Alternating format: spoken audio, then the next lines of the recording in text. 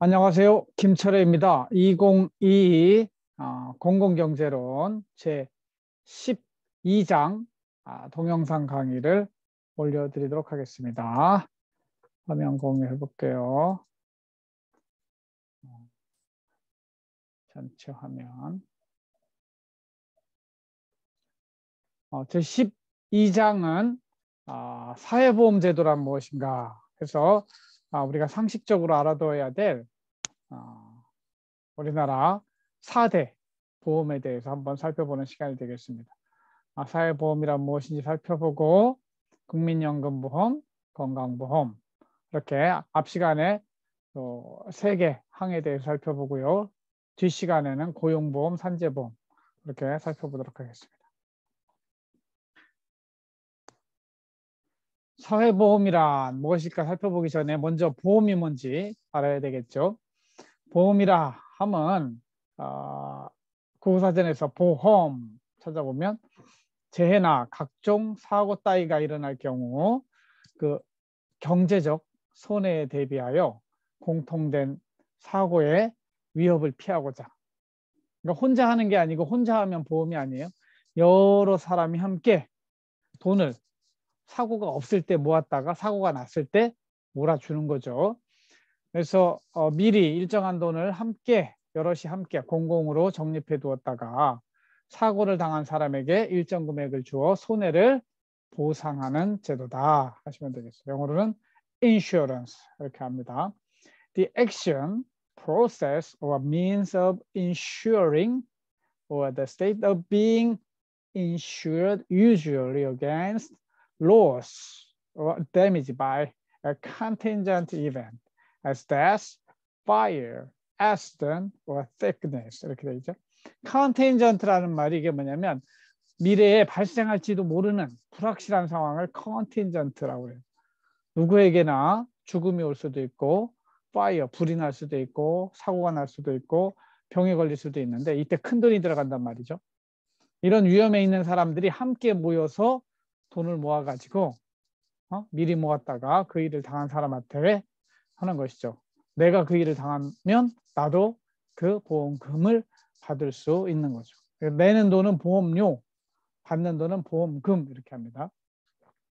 이 중에 사회보험, 소셜 인슈어런스는 뭐냐? 인간에게는 살아가는 동안에 실업, 질병, 노쇠, 출산, 상해, 사망 등의 각종의 사고에 의해 노동 영향력이 일시적으로 또는 영구적으로 상실되는 그런 상황이 발생할 수 있어요. 그래서 사회보험은 사고가 발생한 경우에 생활 보장을 위해서 사회적으로 상호 부담하고 이거를 국가가 강제적으로 하는 걸 사회보험이라고 그래요. 그러니까 삼성생명, 교보생명 뭐 다 그것도 보험이에요. 그거는 자발적으로 들어가는 민간보험 이렇게 이야기를 하고 국가가 강제적으로 월급 받기도 전에 건강보험 떼가고 국민연금 떼가고 실업보험 떼가고 이렇게 월급도 받기 전에 강제적으로 떼가는 제도를 뭐라고 그래요? 사회보험제도 이렇게 이야기를 합니다.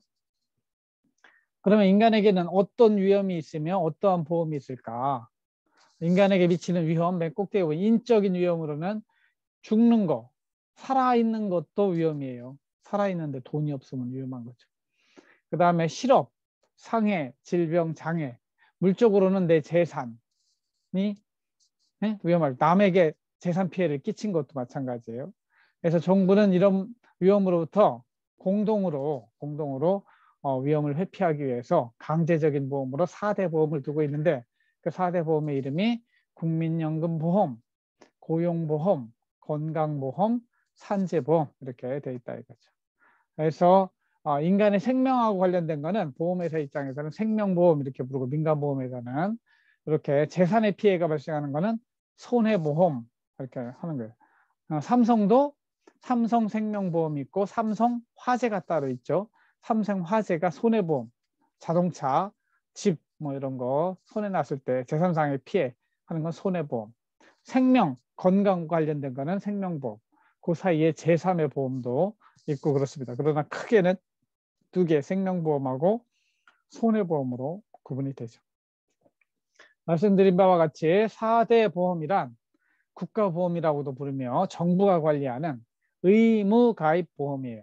그래서 국민연금보험, 고용보험, 건강보험, 산재보험 이렇게 4가지가 있는데 제가 각자 하나씩 다 살펴보게 될 거예요.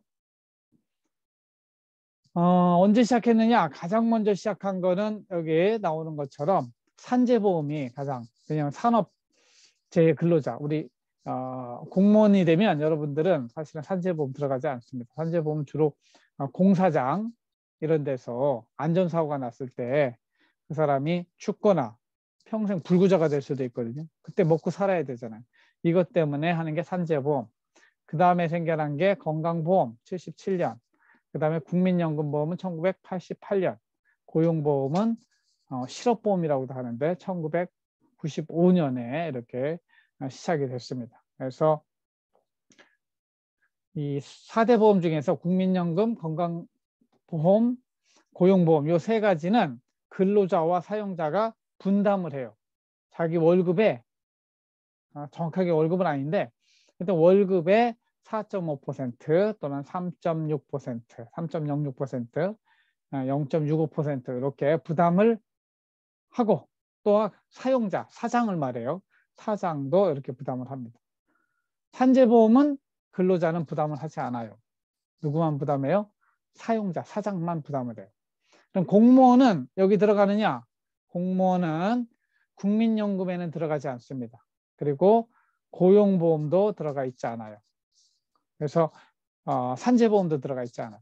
여기 4개 보험제에서 공무원, 여러분이 공무원이 된다 그러면 건강보험만 적용이 되고 나머지는 공무원 연금이라는 게 있어요. 국민연금 대신에 공무원 연금에 고용보험에 해당하는 장치 그리고 산재보험에 해당하는 그러한 것들이 함께 포함되어 있다. 이렇게 이해하시면 되겠습니다.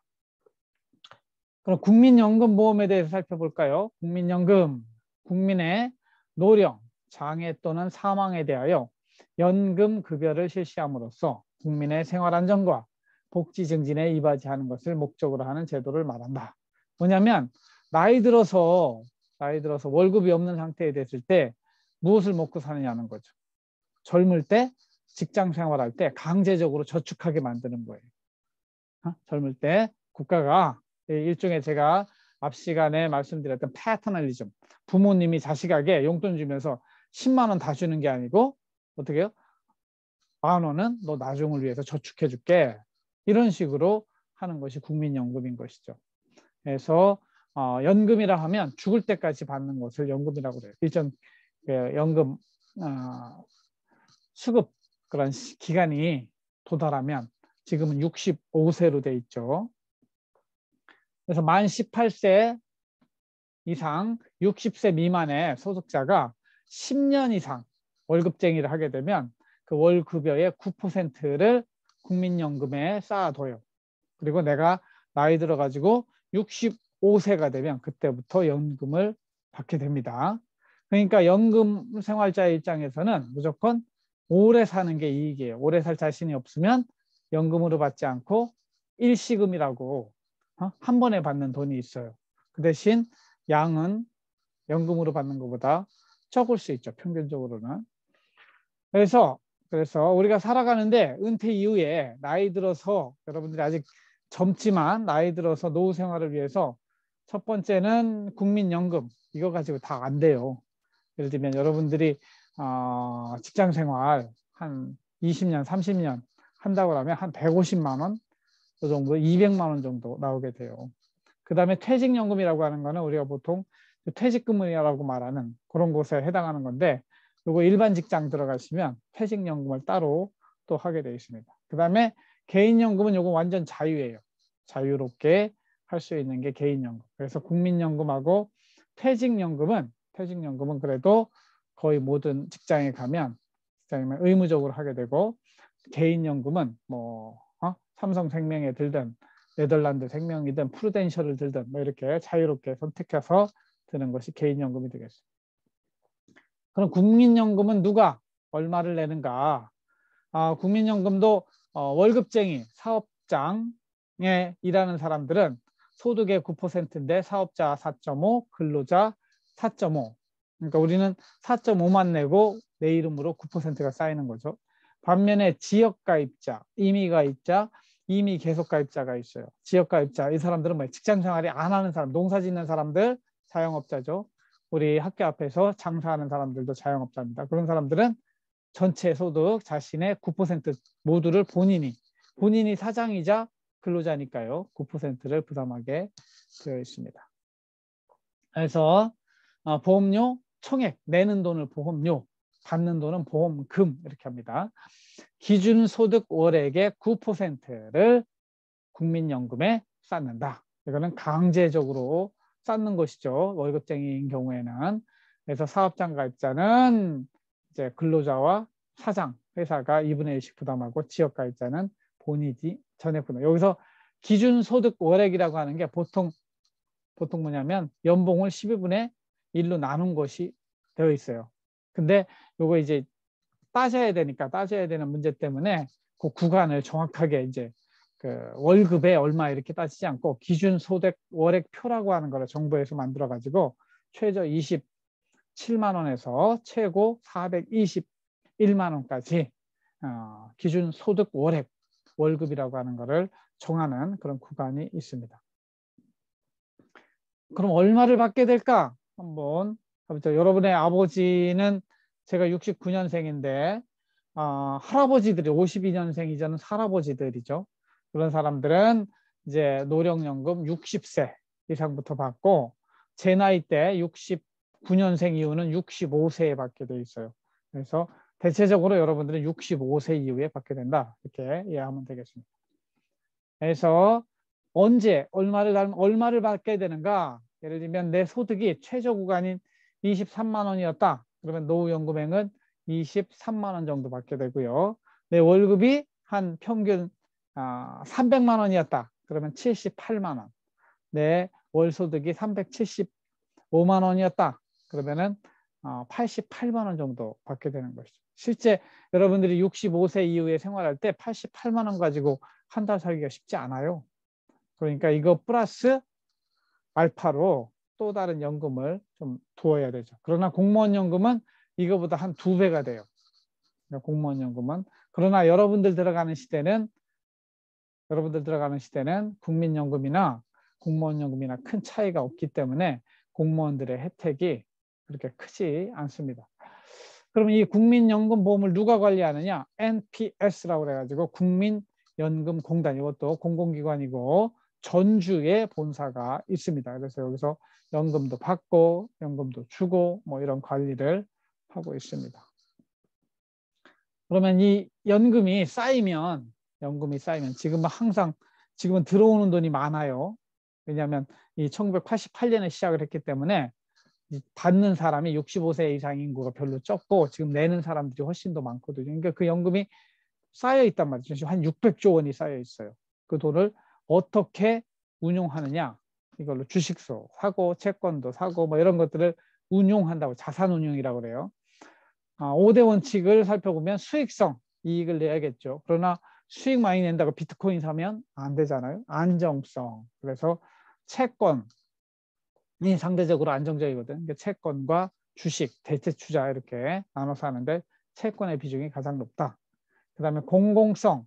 그러니까 아무데나 투자하는 것이 아니라 이 공적연금이기 때문에 사회에 의미 있는 그런 투자 이런 쪽에 하게 되고 유동성, 운영 독립성 이런 것들을 원칙으로 삼고 있습니다. 그러면 이 국민연금보험은 어떻게 관리하는가? 지금 말씀드린 대로 지금 쌓여있는 돈이 2018년 4월 기준으로 634조 원, 올해 같으면 한 700조 원에서 800조 원 쌓여 있을 거예요. 그래서 가장 많이 하는 거는 국내 채권이라고 하는 거는 본드라고 그래가지고 국가가 발행한 채권, 국채라고 하죠. 지방자치단체가 발행한 채권, 지방채, 그리고 삼성전자와 같은 회사들이 발행한 채권, 회사채 이런 것들 다 합쳐서 국내 채권이라고 그래요. 거기에다가 전체 운용자산의 반 정도를 투자하고 있고 그 다음에 해외 주식의 한 20%, 그리고 국내 주식에도 20%, 해외 채권에 한 4%, 그리고 요 대체 투자라고 하는 게 뭐냐면 여러분들이 나중에 공기업론이나 재무행정론 시간에 배울 텐데 BTL 이렇게 아주 공공 부분에서 학교에 뭐 기숙사 짓고 또 식당 짓고 이런 거 할 때 이자율보다 좀 높게 주는 그런 돈이 있어요. 그래서 여러분들이 투자를 어디에다 할 것인가, 투자론 이 부분은 나중에 기회 되더라도 꼭 배워야 돼요. 그래서 요즘 젊은 사람들이 이 투자할 때가 별로 없고 저축으로는 안 되니까 비트코인하고 영끌 해가지고 부동산 산다는 이야기가 신문에 나오는데 사실은 그게 바람직한 거는 아니죠. 꾸준히 저축해서 집도 사고 자기 노후도 보장할 수 있는 그런 시대가 와야 되는데 우리나라가 정책을 잘못하고 있는, 특히 부동산 정책 잘못한 부분이라고 볼 수가 있겠습니다. 그러면 공무원이 받게 되는 공무원 연금하고 국민연금, 공무원 연금 저와 같이 우리 한남대학교가 사립대학이잖아요. 사립학교 교원들은 사학연금이라는 게 들어가요. 가지고 공무원 연금, 사학연금, 또 군인들은 군인연금이라고 하는 게 들어가거든요. 그래서 공무원, 군인, 사립학교 교직원들이 드는 연금은 국민연금하고 비교해 볼 때 좀 특수한 연금이다 그래요. 특수직역연금이라고 따로 분류하고 그 3대 특수직역 공무원, 군인, 사학연금에 들지 않는 사람들이 들어갈 수 있는 것이 국민연금, 일반 국민들이 드는 연금이 국민연금이 되겠습니다. 그럼 우리 행정학이니까 다른 특수직역연금 중에서 공무원연금하고 국민연금을 비교해 보면은 왼쪽엔 월소득이 나오잖아요. 똑같은 소득이라도 나중에 받게 되는 연금 차이가 얼마나 되는가 이렇게 보는 거예요. 월소득이 150만 원이다. 그러면은 국민연금은 60만 원 이렇게 받는 데 비해서 공무원연금은 94만 원 받게 된다는 것이죠. 이거는 어떤 기준으로 하는 거냐면 가입된 해 33년 정도 뒤에 받게 되는 이런 걸 말해요. 그래서 수익비, 투입 대비 그죠? 효과 제가 이야기했잖아요. 늘 가성비로 따지면 이 국민연금이든 공무원연금이든 150만 원 이하의 사람들은 2.7배 정도를 혜택이 있다 이거죠. 100만 원 내가 연금 넣었으면 270만 원 받게 되는 거니까 무조건 국민연금, 공무원연금 넣어야 되는 거예요. 그 다음에 월소득이 480만 원 되는 수준이 된다. 그러면은 월 연금으로 받는 게 국민연금은 104만 원밖에 못 받는데 공무원연금은 256만 원을 받게 되는 것이죠. 그래서 국민연금은 1.7배밖에 안 되는데 공무원연금은 2.7배, 1.7배, 2.7배 상당히 큰 차이가 나죠. 그래서 공무원의 혜택이 이게 컸어요. 그러나 지금 여러분들이 새롭게 공무원 연금 들어간다면 이거하고 또 테이블이 달라집니다. 805만 원 월소득이 이렇게 되는 사람들 보면은 국민연금은 104만 원밖에 요 맥시멈이 찼기 때문에 더 이상 많이 주지 않아요. 반면에 공무원연금은 505만 원까지 받게 되는 것이죠.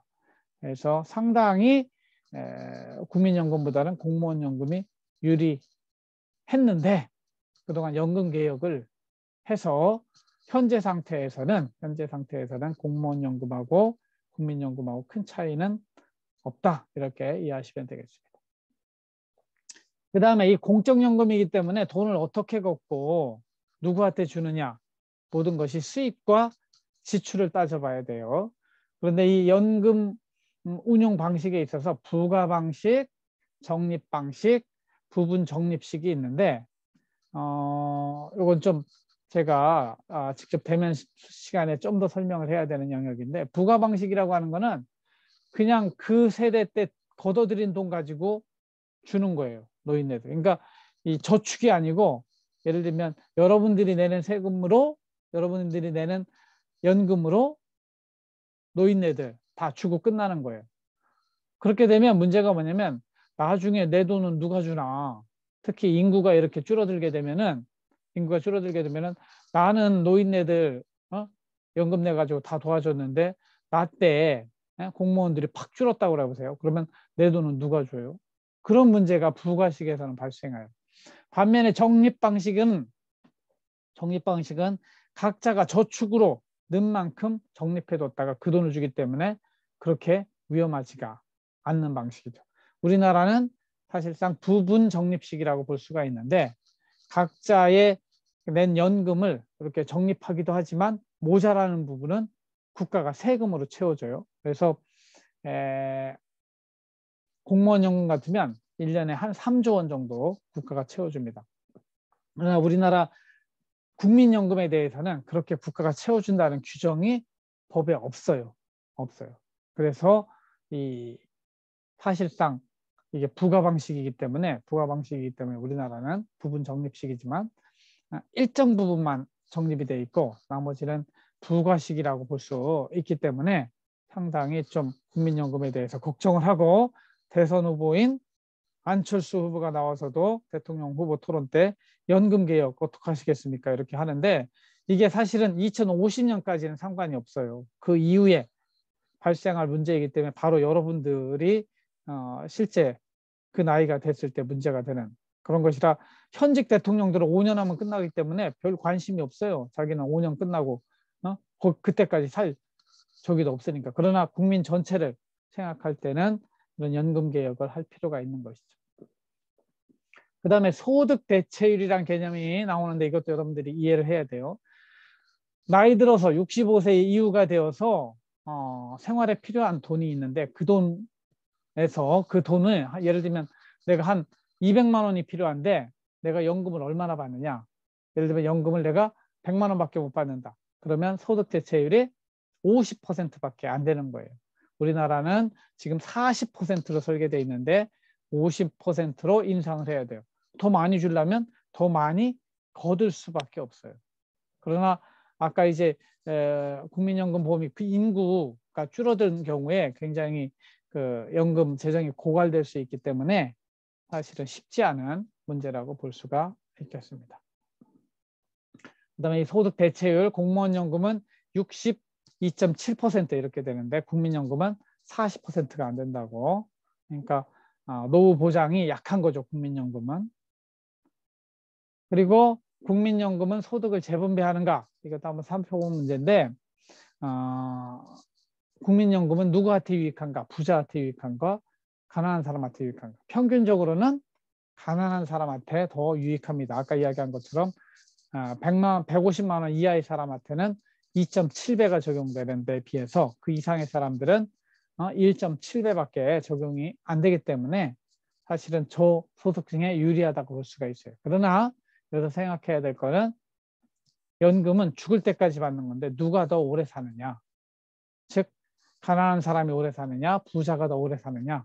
부자가 가늘고 길게 오래 살면 사실은 받는 총액으로 따지면 부자들이 더 많이 가져갈 수도 있는 것이죠. 그래서 미국에서는 연구 결과를 보면은 사실상 똑같은 생명, 같은 평균 연령에 죽는다고 생각하면 저소득층에 유리한 제도이지만 실질적으로 부자들이 더 오래 살기 때문에 그 배수는 적지만 더 오래 살아서 오히려 부자한테 더 유리한 제도라는 그러한 분석도 나오고 있습니다. 그래서 말씀드린 것처럼 국민연금 수령액은 연간 수령액에다가 생존 연수를 곱해야 되는데 연간 수령액으로 따지면 가난한 사람들이 상대적으로 더 많이 받지만 생존 연수는 부자들이 더 길기 때문에 실제 총액으로 따지면 부자들에게 유리한 제도가 될 수도 있다는 것이죠. 그래서 이 그림을 보면 이 빨간색 보세요. 국민연금이 지금 한 800조 원 쌓여 있잖아요. 그리고 한 40년 정도 가면은 거의 2,500조까지 쌓여요. 근데 이 돈이 나중에 지금 노인네들이 다 되잖아요. 그 사람들 약속한 대로 돈을 주고 나면은 저 2060년, 58년, 60년 되면 제로가 돼 버려요.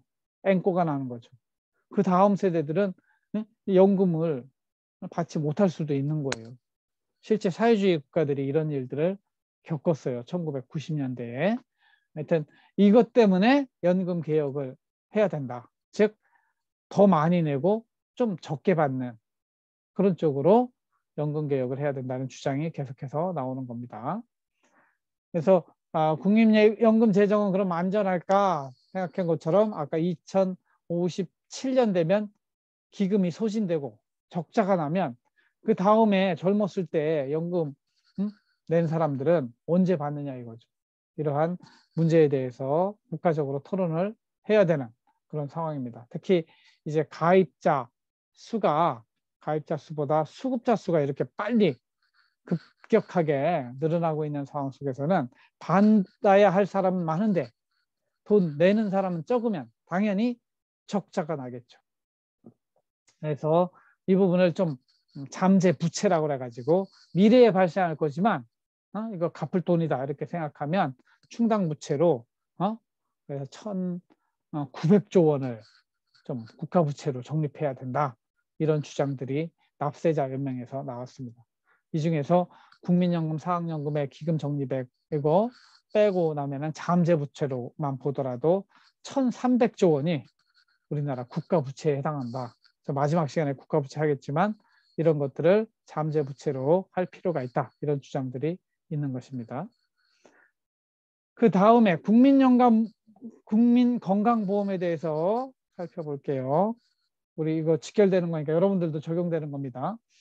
평소에 기금을 마련해 국민에게 보험사고가 생겼을 때 의료 서비스를 제공받을 수 있도록 하기 위해 법에 의해 강제성을 띠고 있는 사회보험, 4대 보험 중에 하나라는 거죠. 지금 여러분들이 보험료는 내고 있지 않지만 여러분 부모님들이 여러분들의 보험료를 내고 있는 게 돼요. 그래서 여러분들의 이름이 부모님 밑에 들어가 있어서 어디 가든지 여러분 주민등록 번호를 치면은 병원이나 약국에 가서 치면은 여러분들이 건강보험 적용자로서 전체 감기 걸려서 가더라도 10,000원이면 거의 2,000원밖에 안 내요. 본인 부담금밖에 안 내고 나머지는 국민건강보험에서 해주는 겁니다. 이 국민건강보험은 전 국민에게 이렇게 적용됐던 게 아니고 원래는 공무원, 사립학교 교직원 300인 이상 이렇게 조그맣게 시작됐던 거예요. 그거를 1998년에 다 합친 거예요. 그래서 2000년에 국민의료보험관리공단과 직장의료보험이 다 합쳐져 가지고 단일의 국민건강보험이 출범한 거는 2000년부터다. 이렇게 이해하시면 될 것 같습니다. 관리하는 조직은 국민건강보험관리공단이 있죠. 그래서 헌법과 국민건강보호법에 따라서 이렇게 법체계에 따라서 국민 정책은 보건복지부가 하게 되어 있고 실질적인 관리는 국민건강보험공단이 하고 있습니다. 그래서 보건복지부가 건강보험 제도 관련 정책을 결정하고 보험 관련된 일의 집행은 국민건강보험공단이 하고 있다. 이해하시면 되고 근데 이게 돈이 1년에 거의 100조 원이 들어가기 때문에 이 돈이 어디에 어떻게 쓰이는지 매일매일 좀 검사를 해야 돼요. 특히 의사들이 거짓말로 진료하고 돈 달라고 할 수가 있기 때문에 그거를 평가하고 거짓말을 하는지 안 하는지 하는 기관이 필요해요. 그게 심평원이라고 부르는 건강보험 심사평가원이 있습니다. 그리고 매년 얼마의 보험료를 내게 할 것인가 이런 것들을 논의하고 결정하는 기구가 보건복지부 장관 소속의 건강보험 정책심의위원회라는 게 있습니다. 그래서 여러분들 이제 돈이 어떻게 흘러가는가 이런 것들도 보면은 요양기관이라는 게 보통 병원이에요. 병원에서 치료를 받으면 그거를 건강보험심사평가원에 내요. 그러면 여기서 심사를 해가지고 진짜 사람을 치료했구나. 그러면은 국민건강보험공단에 이야기를 하면 국민건강보험공단에서 그 진료한 돈을 그 병원에 주는 이런 시스템으로 돌아가고 있다. 그런 것이죠. 얼마를 내느냐? 이것도 이제 직장가입자, 지역가입자가 나눈 직장생활하는 사람들은 전체 인구의 3,600만 명, 3,700만 명 들어가고 지역가입자에 1,400만 명이 들어가 있죠. 물론 이 두 가지에도 들어가지 않는 사람들, 즉 보험이라고 하는 거는 자기가 돈을 내야 돼요. 얼마든지. 돈이 없어서 보험료를 낼 수 없는 사람들은 어떻게 해요? 그 가난한 사람들은 의료급여라고 그래가지고 이 사람들은 건강보험료 내지 않고 국가가 가난한 사람들 밑바닥 3%라고 그랬죠. 3, 5, 15 그러면 150만 명에 대해서는 3%에 대해서는 의료급여, 국가가 다 해주는 의료급여 제도가 돌아가고 나머지에 대해서는 돈이 있는 사람들은 건강보험 제도가 돌아간다. 이렇게 이해하시면 돼요. 얼마를 내느냐? 그래서 이것도 이제 매년 조금씩 변하는데 보수 월액의 건강보험료율을 곱해서 근로자 6.46%, 그렇죠? 공무원도 6.46%, 사립학교도 6.46%가 내고 이렇게 분담하게 되어 있습니다. 저준체 가입자가 3.23, 사용자. 직장 있는 사람들은 그런 거예요. 공무원들은 국가가 그 반을 내주고, 사립학교 교직원은 어떻게 해요? 사용자의 학교가 좀 내주고 국가도 좀 내주고 이렇게 5대 3대 2 이 비율로 건강보험료를 내주게 되어 있습니다. 그러면 언제 받느냐? 여러분들이 병원 가서 아픈 사람이 받는 거예요. 이건 아프지 않으면 돈만 내고 안 받는 거예요. 그러니까 아픈 사람이 요양급여로 또 건강검진으로 요양비로 장애인 보장 그 급여비로 임신, 출산, 진료비 이런 걸로 받게 됩니다. 그래서 아프지 않더라도 워낙 이제 돈은 내는데 혜택이 하나도 없다 그러니까 건강검진 이런 것들은 아프지 않더라도 일정 나이 이상 가면 국가가 건강검진을 대신해주는 이런 것들도 들어가 있습니다. 그래서 이제 점차 이제 건강보험의 보장 범위, 내가 어떤 병으로 아파서 가면 건강보험이 적용되느냐 안 되느냐 이게 중요하거든요. 그래서 그걸 보장성이라고 그래요. 감기도 지금 보장이 되기 때문에 진료비가 10,000원 나갔다 그러면 2,000원밖에 안 내고, 옛날에는 암이 여기 적용이 안 됐어요. 암 걸리면 한번 가족이 암 걸리면 집안이 망했어요. 옛날에는 사람이 죽어가는데 돈 안 쓸 수는 없잖아요. 근데 암 치료비가 너무 많이 들어가죠. 그런데 이것도 이제 건강보험에 들어가게 된 거죠. 그래서 암이라든가 뇌혈관, 심장질환, 희귀 난치성 질환을 4대 중증 질환이라고 그래요. 여기 걸린 사람들 건강보험이 적용되기 때문에 집안이 망하지 않고 전체 금액의 한 10%만 본인이 내고 나머지 90%는 국가가 내주는 그런 좋은 제도인 거죠. 실제 겪어보면 건강보험이 굉장히 좋은 제도라는 거를 좀 느낄 수 있게 돼요. 근데 아프지 않은 사람들의 입장에서는 내가 아프지도 않고 건강관리 잘하는데 왜 남한테 저 돈을 내줘야 해. 그렇지만 그래도 남한테 좋은 일 하는 거죠. 좋은 일, 아픈 사람들한테. 그 다음에 포괄수가제라는 표현들을 여러분들이 배우게 되는데 이게 좀 어려운 개념일 수도 있지만 한번 찾아보시고 병원에서 포괄수가, 수가라고 하는 거는 의사가 치료하는 거에 대한 대가를 얼마를 어떻게 낼 것인가에 관한 게 수가예요. 환자에게 제공되는 의료 서비스의 종류나 양에 관계없이 어떤 질병, 이거 막 감기다 그럼 감 얼마, 이렇게 딱 전체 개별 행위를 나눠가지고 따로 하는 게 아니고 그냥 감기 걸리면 얼마 이렇게 포괄 다 포함해서 하는 게 포괄수가제고, 우리나라는 대부분 행위별 수가제라고 그래가지고 의사가 뭐 진료 행위를 했어 뭐를 해서 주사를 놨다 이거 다 별도로 단가를 따지는 거는 이거는 개별 수가제 또는 행위별 수가제라고 하는데, 우리는 아직까지 포괄수가제보다는 행위별 수가제를 하고 있어서 의사들이 굉장히 바빠요. 다 행동하는 그 자체 하나가 돈이 되기 때문에. 그래서 장점, 단점이 뭔지 관심 있는 사람들은 좀 더 살펴보시기 바랍니다. 그 다음에 문재인 대통령이 당선되면서 문재인 케어라고 하는 거를 도입해가지고 그동안 보험에, 건강보험에 보장에 포함되지 않았던 MRI, 초음파, 그리고 선택진료, 상급 병실료, 간병비, 그 다음에 아동 입원 진료비, 치매 환자 이런 것들에 대해서 추가적으로 보장성을 강화했어요. 이거를 문재인 케어라고 부르고 이만큼 사실은 돈을 더 내야 되는 거죠. 문제는 돈이에요. 돈. 건강 보장성 강화는 대부분 찬성하지만 그럼 돈을 낼 거냐 하는 거에 대해서는 찬성하지 못하는 사람들이 많이 있는 것이죠. 그래서 이거를 개인 부담으로 할 거냐, 아플 때, 아니면 공적 부담으로 할 거냐, 이 문제가 늘 국민건강보험 관련해서 적용이 되고, 미국 같은 나라는 문재인 케어도 이거 사실은 오바마 케어를 본따서 한 말인데, 오바마 대통령 이전에 미국은 전체 인구의 한 15%가 보험이 없어요. 그러니까 미국은 의료비가 굉장히 비싸거든요. 그러니까 가난한 사람들은 아플 자유도 없어요. 병원에 가면 집안이 망하니까. 그런 문제 때문에 오바마가 이 건강보험 없는 사람들도 건강보험에 들게 해주자고 이렇게 했는데, 이 국가의 돈이 다 빵꾸가 나는 거예요. 그래가지고 트럼프 정부 때는 다시 거꾸로 갔다가 다시 이제 바이든 정부가 됐으니까 다시 또 이제 보장성을 강화하는, 우리나라도 문재인 정부가 들어서면서 이 다양한 부분에 보장성을 강화했지만, 사실은 그 사이에 코로나가 와가지고 사실은 감기 걸린 환자들이 거의 병원을 안 갔잖아요. 그래서 지금 정확하게 재정이 어떻게 돼 있는지 살펴봐야 되겠지만, 이 문재인 케어라고 하는 것의 핵심은 그동안 건강보험 적용이 안 됐던 것 더 늘리고 그만큼 건강보험료를 더 걷어들이는 이러한 방식이다, 이해하시면 될 것 같습니다. 그래서 이 건강보험도 사실은 이제 이 박근혜 정부 때는 사실은 건강보험이 좀 타이트하게 운영을 해가지고 흑자가 났어요.